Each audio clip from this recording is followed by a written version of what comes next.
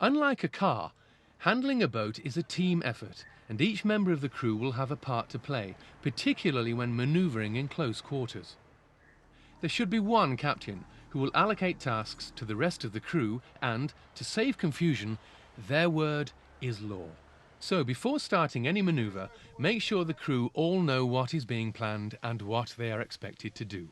Steering is pretty much like a large car, but with a couple of significant differences. There's no solid road surface, and furthermore, the surface itself can be moving.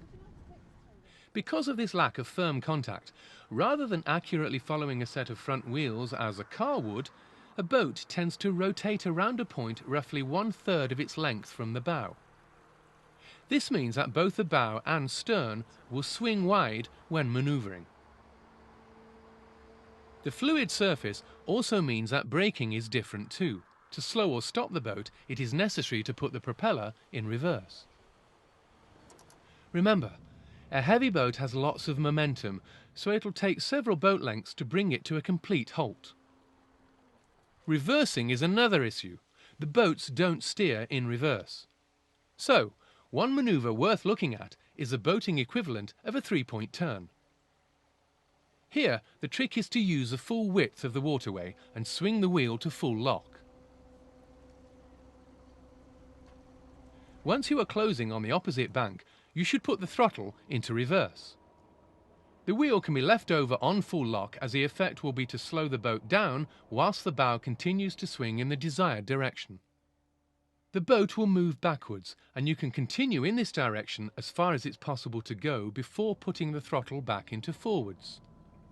The bow will again start to swing, and you can repeat this process until there is enough room for you to head off in the opposite direction from your original course.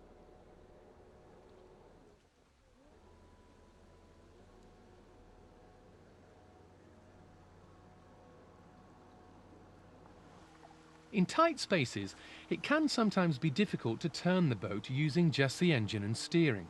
Putting a crew member ashore holding a bowline can make life a lot easier. Find a clear section of bank where the crew member can safely step ashore with the bowline. With the bow held fast, steer into the bank and move forward slowly. The stern will move away from the bank and keep swinging until there is sufficient clearance to reverse off the bank. Passing through bridges and tunnels represent no particular difficulty, rather it's just the common sense considerations related to headroom. Taking down sun umbrellas and removing other tall items from the top deck. Standing in the middle of the boat where the bridge or tunnel is usually highest.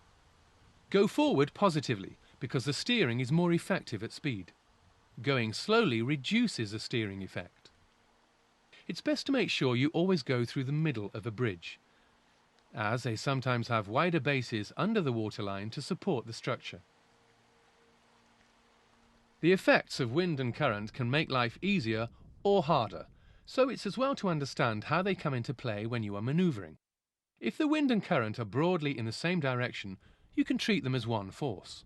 When leaving a quay heading into the wind and current, the technique is to release the bowline, then push the bow towards the middle of the waterway. The elements can help you, as they'll tend to propel the bow into midstream where you want to go. One member of the crew should be ready at the stern to release the stern line.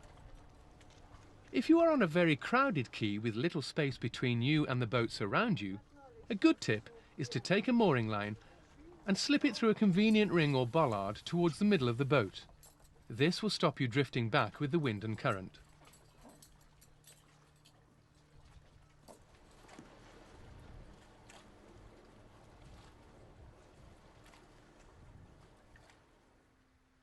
Engaging forward gear with the rudder turned full towards the bank will cause the boat's stern to move out into the stream. And when you're at a good angle to the quay, you can engage reverse, slipping the line as you go.